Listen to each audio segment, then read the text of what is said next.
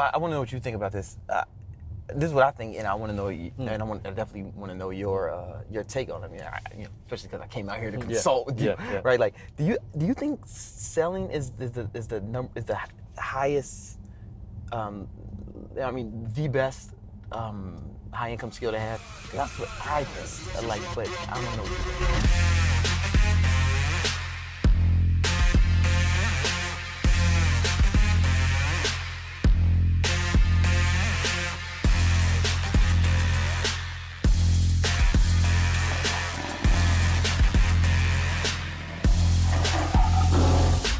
I think first of all, people sometimes confuse selling with closing. Okay. I think selling and closing, they're two different things.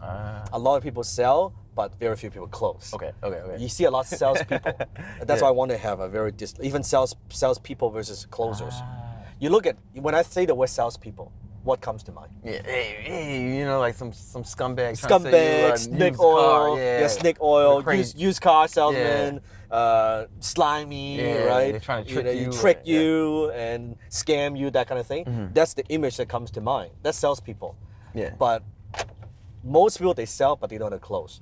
A closer, on the other hand, they close sales, but they make people feel good about making a purchase.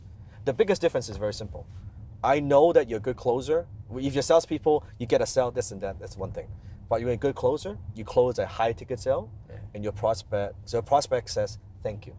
That's when you know you got this shit. When you said what you said in the training that we did, it's like, it really hit me, because that's the same thing I always say. Is like when I do a close out, I say, congratulations, man. Congratulations, man. You should be real proud of yourself now. That's like, right. And I mean that shit, right? Yes. You know, like, because that's a part of it. That's something else. Like you gotta have conviction, right, in what you're selling to be really good.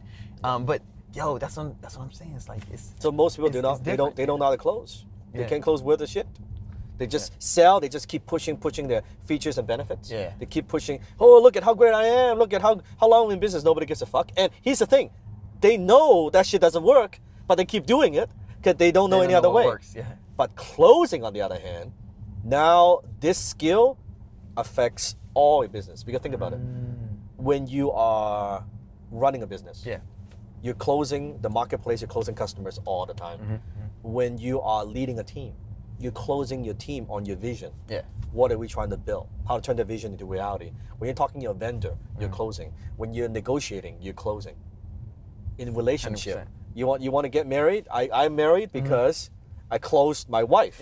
Right? It's the same. So I believe it's the #1 skill to be successful in business and in life. Doesn't matter what you do. It makes so much sense when you say like the difference between closing and selling, because I kind of think that they should.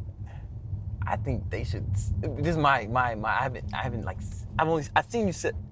I'm sorry, I've seen you close in person. But not one-to-one. Just one. But when I'm on a sales call, it's like, I don't know. I just ask them questions until they realize they sold themselves, and then and I close. So it makes sense. I mean, that's been my style. And that's what a good closer does. A good closer, people have this image of people selling. They talk, they talk fast, and you should buy it. No, a good closer, you listen, you ask questions, you find out about their needs, and then you basically suggest the solutions. Hey, I think this is what you should do. And you let the customer, let the client make the decision. And that's why they feel good about it. Exactly. They don't feel being pushed. They don't feel you twist their arm, you force them into. They're like, you know what, this makes sense. It's good. I think I should do this to better my life, to better my fitness, to better my future. Yes, I want to do this. Great, sign here. It's a totally different thing. So you don't, after that sales call, you don't feel, I feel all like dirty. No, you should be very proud. Happy, man. Happy. Excited. You're excited for the prospect because you know they're gonna do something. You know they're gonna better the future. You know that they're going into the right direction. On your end, as a closer, you feel good because you just changed someone's life, right? It's very, very powerful. So imagine this, right? You go into a sales situation versus most salespeople. Oh, I'm trying to get some money from them. Or how's that go again? What was that? Was that voice? With the whiny voice, right? Yeah, I do that all the time. I'm trying to get some money, right? But versus is, I'm here, forget a commission. I'm going to change your life. That's powerful, man. Imagine you going with that kind of conviction. It doesn't matter what you sell. You're selling real estate, you're selling fitness training, you're selling a car, you're selling whatever, doesn't matter. You're going with that kind of certainty, and here's what happens. Two people come together. The person with the most certainty will always close the other person. I always say what we sell, you and I, even most people, we're selling certainty in an uncertain world. That's what we're selling. We're not selling fitness training. We're not selling fitness coaching. We're not even selling business coaching. Because think about it, Brandon. When people invest large sums of money for your coaching, it is an intangible. You have a lot of great success stories. You're a great coach. You have great systems in place. But nobody knows how good it would be until they have signed up. So if you think about it, until they are in the program, they will know. But before, they don't know. And how good it would be for them. They won't know. They won't know. So then you think about, what are you selling? You're selling certainty to them. There's so many choices, so many things they could do, so many distractions. But you're saying, I'm giving you the certainty in this uncertain world that you could do this. That's what you're selling, right? But you need to communicate. It's all feelings, it's all emotions. You have to believe it too, right? So whatever you're selling, if you don't believe in what you sell, don't even bother. It's not. I think it would be like when people say, "Oh, this guy's a scam," or this, like, it's weird because just from what I know, it's way more difficult to sell something you don't believe in. It's I would not suggest it. You don't need to make a lot. You want to make a lot of money. You don't need to do that. No, you don't. It's not because you want to sell something you feel good, so it builds momentum. And you want to sell more. You want to sell more. And you can make a lot of money without doing all that shady shit. You can make a lot of money selling something that helps people, selling something that you believe in, selling something that's good for you and good for the customer, good for the people who you're closing. You don't need to do that. It's just unnecessary, and it's absolutely it's counterproductive. Like I guess they think it'd be easier to scam, but it's way harder to scam than it is to do something real. Well, now with social media, if you scam people, you're not going to be around. Let me ask you a question. Do you feel like the closer is almost like a service job? It's almost like you're providing a service. You're helping solve whatever problem they have. Well, it's servant leadership, right? A good closer. A good closer. Serve and leadership. That's a good distinction. Yeah, it is. You are like my closers when on the phone. The prospect does 80% of talking. They don't talk that much. Exactly. When I'm closing, I don't talk that much. I ask questions. I let them talk. Being a very good listener. That's one of the skills that's lost in the society right now. That just being a good listener, and you talk and you find out, okay, so how can I help? That alone, even your tonality. I'll give you an example. Most salespeople, they get on the phone, they lost their sale the first 3 seconds. Oh, really? They don't even know it. So typical salespeople, they call people. What do they say? Typical salespeople.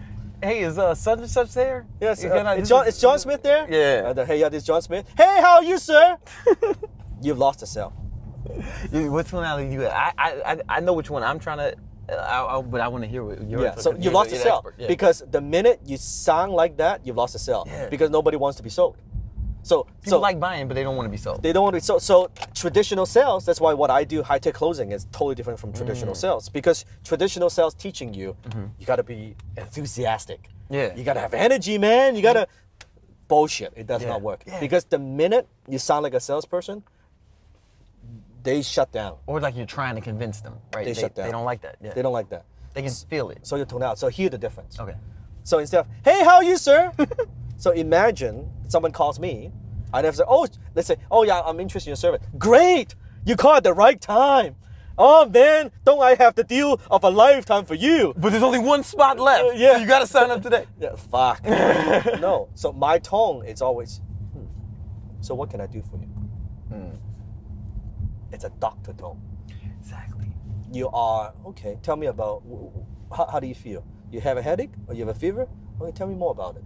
It's, you're finding out the problems. You're prescribing. 100%. So I always say, act like a doctor, don't act like a salesperson.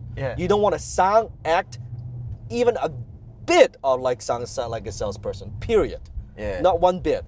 You're like a doctor. When you have that kind of tone, then the prospect opens up, you gain authority, and it's easy. Your tone, just your people talk too fast. People talk too much. and they don't take the time. So people don't know. First 3 seconds, you lost that sale. That's so deep, you know, because you got to think about it, man. Like, if they're on the phone with you for a call, right, they have a problem they're looking to get solved. Yep. So imagine a doctor, and he's like, bro, you've got cancer. You should totally get this chemo. You know, like, it's like you. What the fuck, right? Just imagine, like, if a doctor talks like a salesperson. It'd be ridiculous. It would be ridiculous. Right. But you listen to, you don't haggle with a doctor, right? No. You don't try to get over on the doctor or try to, you know what I'm saying? Like, you just do what the doctor says. Yeah, the doctor says, oh, you know what? This is what you need. This is a piece of paper. You want to get these medicines. To me, you don't need to do that. Okay. Get to the core, have some authenticity. Yeah. Okay. And not, you actually care by caring, not pretend you're caring, right? So you're on the phone, you swing your tongue and say, so, Mr. Prospect, so tell me a little bit about what I can do for you today. Tell me about your problem. And then they go into, okay, and how long has it been going on? You see how long? It's like a doctor. How's it been going? Oh, it's been going for some time now. And you let them come to their own conclusions why they need to do this. Yeah. Versus you trying to push them. You don't need to push. Is it almost all questions you're asking them? Always. Because in a sales conversation, whoever asks the questions controls the conversation. So in the beginning, so questions are the answers. So let's say the prospect asks you the question all the time. Oh, so, you know, how much is this? How does this work? If you answer that, you've lost the sale because you've given up control. So I teach all my students, you always answer a question with a question. Can you give me examples? Okay, so let's say they say, well, why are you so expensive? Let's say someone tells you, hey, well, your mastermind, Brandon, why is it so fucking expensive, man? Yeah. What do most people say? They start going into future benefits or something like, oh, well, we got this, A, B, X, Y, Z. Yeah. And my question is, how the hell do you know that's what they want? You're projecting your values on them, which a lot of amateur salespeople do. And not only that, it's like now you're validating yourself. Now you're justifying. Yeah. And the more justified, the more skeptical I get as a prospect. Yeah. Right? So ask me that question. Dan, why are you so expensive? Dan, why are you so expensive, man? It's crazy. That's a good question, Brandon. Why do you think I'm so expensive? I throw the ball back to you. Yeah. And then what are you going to say? Why do you think I think? I'm just joking. Nobody's going to say that. But no, that's deep because they would answer that question. Yeah, they would say, oh, you must be good. And then they start selling themselves on you. That's right. You must produce results. You're the best. And then all I say is, you're correct. You're very smart, Mr. Prospect. I don't have to go into all the features and benefits. There's nothing to do with that. Because they're not buying that anyway. They're not buying that shit anyway. They're buying for their own reasons. They're not buying that. They're not buying that. So always answer a question with a question. Doesn't matter how much you charge. How long have you in business? Can you give me a guarantee? All these things you turn into a question. That's deep. You know, because like I always, some of my students, in the business training, like they're like, man, how do I charge that much for personal training? How do I just? I'm like, you're not fucking buying that. Yeah. And it goes back to making money online or offline. It doesn't matter. If you're on the phone, you're not on the phone, you're on a web page, you're in a video, it's the same psychology. It's the same. So you can see why some people, they do very well, make a lot of money online, why they struggle making money online. Let's say even using ClickFunnels, right? Yeah. You have people using the same platform, people making 7-figure, 8-figure. Yeah, people using the same funnel making no figure. Yeah. It has nothing to do with the platform. It's not the mechanism. It's not the mechanism. It's like a car, right? Yeah. It's how you drive it. Exactly. It depends on the driver. So what moves the needle is the ability to close. That's what moves the needle. What platform I use, it doesn't matter. Yeah, it could be Facebook, it could be Instagram, it could be email, it could be a web page, it could be a whatever. It doesn't matter. It could be face to face, it could be 1 to 1, it could be 1 to 3, 1 to many. Makes no difference. It's like that's like when I get frustrated with that, you know, that question I get a lot of time. Oh, why do you use lead pages, or why don't you do this? And I'm like, what platform do you, or what this, what that? I'm like, bro, it's like asking Michelangelo like what kind of pencil he uses. You know, like, or asking Michael Jordan what kind of basketball he wears. You know what I'm saying? Like, any basketball will work. Yeah, anyone will work. But what makes it work? Think about this. And this might get a little bit philosophical. Think about everything you want in life. Yeah. Whatever that you want. It could be the dream house, the car, the vacation, the stability, provide for a family, or relationship. Anything that you want. Just think about impact in the world. Whatever you want, I can guarantee you other people already have them. Whatever that you want. Someone, somewhere already have those things.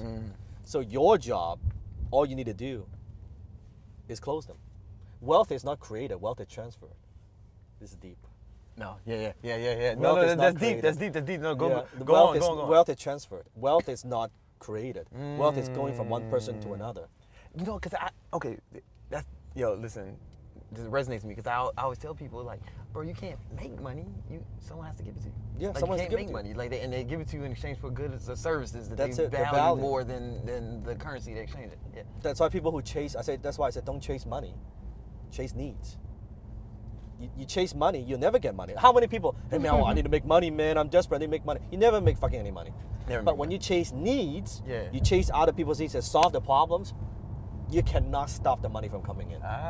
Because all businesses is problem solving. It's entrepreneurs, we solve people's problems at a profit. That's all it is. You think about anyone like Brandon, anyone, I challenge you, anyone that's making millions, two things. Either they are impacting millions of people with or death. They're selling something for millions of dollars. Yeah. One way or the other. Yeah.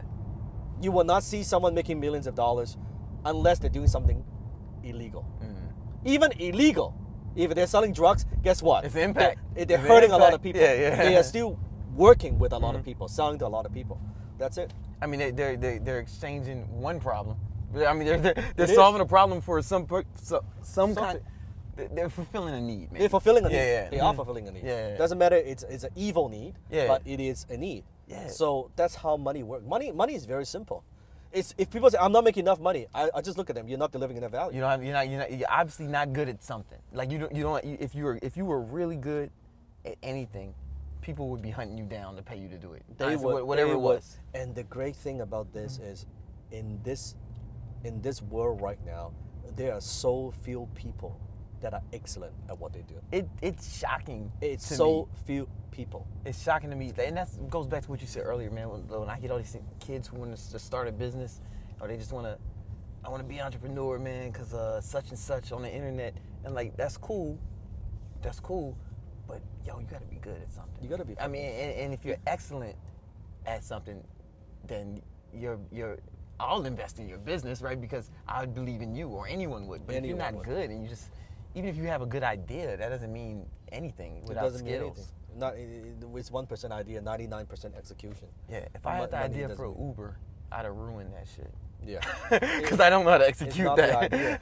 It is not the idea, and that's why money is attracted to people who can create value. It's that simple. So if you're not making enough, I don't care if you're working McDonald's, you're the greatest, floor mopper on the planet. That's how much value you deliver. You will not make more than minimum wage. It's not a high income skill. It's not a high income skill. You could be a very nice person. You could be a very hardworking person. You mop the shit out of that floor. You can mop the shit. You can work there for 10 years. It makes no difference because that's the value you deliver. Yeah. Versus the other hand, like people know, like for consulting, I charge $5,000 an hour. People think, how the fuck do you charge $5,000 an hour? I think $5,000 is even too little. Well, it's very simple. If someone comes to me with $1 million problem, I can solve that, or I can add enough value that would make them $1 million in the next 12 months. Suddenly, the $5,000-$10,000, it's no brainer. Yeah, it's how they could justify the value. Yeah. So you might think, oh, it is that 1 hour is not. They're not paying for the hour. They're paying for the years of experience I have to give them that 1 hour of insight. My mentor lived out here. Well, he's from here, right? Yeah. And one of my mentors, and even though he's my mentor, like I still have me pay him, like I paid for my mentor, right? And people think it's got to be this relationship where it's like, nah, I paid him, to mentor me. And but the funny thing is, the mentor doesn't need the money. He didn't need the money. He definitely didn't need the money. He's not the money, but he knows whatever you pay attention. You pay attention. So he made me pay $1,400 an hour to consult with him. But his thing, man, like I wasn't buying an hour of consulting. I was buying his ideas, his IP. Correct. You're not buying his time. Yeah, the fact he solved my problems for me, or told me how to solve them instead of me having to figure it out. Correct. And I would do it again. You know what I'm saying? Like I would do it again. That's the difference. Yeah. That's the difference, and people don't understand. So instead of just trying to make more money, increase your value. And then on the webinar we talk about this, and you can go to www.fumoneywithbrandon.com. Brandon and I we did a special the link is be here somewhere. Yeah. Also click on the link below. We talk about that. The best way how to increase your value is through learning. Yeah, 100%. I mean 100%. And it's like no matter what happens with the market, you know, if you are good at something, you will be fine. Like for real. I don't get scared about, you know, the economics or like whatever's happening, like because I have a skill, right, and I'm still working on that skill. And yeah, so it's like, and I think you guys need to be doing that too, man, to accomplish your goals. And the biggest thing I want to leave you with is knowing that no one is coming to save you. No one is coming to rescue you. If you wait for that perfect timing, and if you keep blaming, I always say people blame.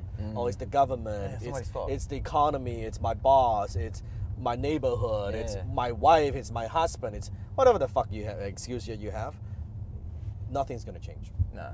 If you're waiting for someone to come rescue you, it's not gonna happen. Or things to be fair, you know. To be fair, well, you could wait a long time because things ain't fair. I was lucky enough to learn that early, man. I used to play basketball then, and it was a close game against our rivals, and it was an away game, so we were at their school, and they kept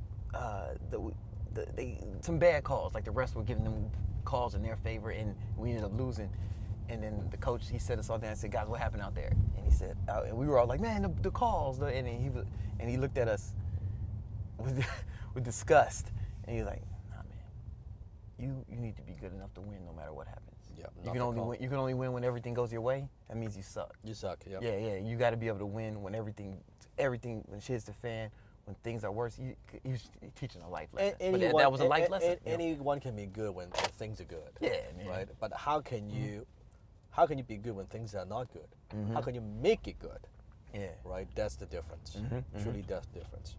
Yeah, man. So listen, guys, make sure you check out the webinar. The link is in there, and where we go into way more depth on how you can like really, you know, build these high income skills and really just get good enough to accomplish your goals, right? Because that's what it boils down to, you know. And that high income skill is something that no one can take away from you. Exactly. No one can take that away, and it stays with you for the rest of your life. And then you build on that foundation, just like what Brandon did, right? From here, sales, the ability to close, and then you build on the business, scalable, and that's how you go from there. But without this first piece, it's not going to work. And then you keep jumping from one thing to another, right? Yeah. Looking for the magic pill, the magic solution. It's pie in the sky. But when you have that foundation, everything works. And people always tell me nowadays, "Oh, Dan, you know, everything you touch turns into gold." You know, I always say you have the Midas touch. I always say, "Well, you should met me, you know, when I was young, when everything I touch turns into shit." I had the shit touch, right? Everything I touch, it would lose money. Every business I start, it would lose money, right? And why? Because I wasn't the right person. I had no skills. Yeah. Now I have the skills plus experience. So I can go into different vertical. I can make money with this. I can make money with this. I can make money with that. It has nothing to do with the thing because I know how to make it. It's never not the about the thing. Yeah, it's whatever. Oh yeah, I got a ClickFunnels award, but yeah, I mean that's just software. It's just a software. I've made a lot of money with Shopify too. It doesn't matter. With Amazon, it doesn't matter. Yeah. It doesn't matter when you know how to make it. When you have that skill, and I believe. It's just my belief. You don't have to buy my belief, but it's my belief. I believe making money, it is a gift. And I believe it is a gift you should use the highest degree. Whatever you believe is, I believe it's a gift. So you should use the highest degree. When you know how to make money, it's just my belief, you're morally obligated to make as much money as you could. Yeah. It has nothing to do with greed. It has to do with your potential. Yeah. Because it means if I'm making this much money, it means I'm impacting this many people. Yeah. So if the more I make, the more people I impact. They're giving you that money because you're solving their problems. That's it. So that means you're solving a lot of problems. So why would you be so selfish? Oh, I should not make too much. It means you're being selfish. Yeah. That's a limiting belief. I never thought about it like that. You know, I never thought about it like that. So, and even if you are like a Mother Teresa type person, right? Like, then that's cool, man. Solve as many problems as you can. Even Mother Teresa needs money. Non-profit needs money. Yeah, her business she had a big business. She has a big business. Yeah. She has a huge business. She was out here balling. She could close. You heard? She is the closer. She was getting it. Yeah. You know how much she would go into places and ask them for millions of dollars. Millions. She to could go close. help her cause, man. She has no problem asking for money. Yeah, man. So it's not like that. Even nonprofit needs a profit. Yeah, you gotta, so don't buy into that mentality, right? Yeah. So realize your potential. Develop that high income skill. So click the link below and join us on the webinar. It's almost a 2-hour training. Yeah. I think you'll love it. All right. Thanks a lot, man. Appreciate it. Welcome.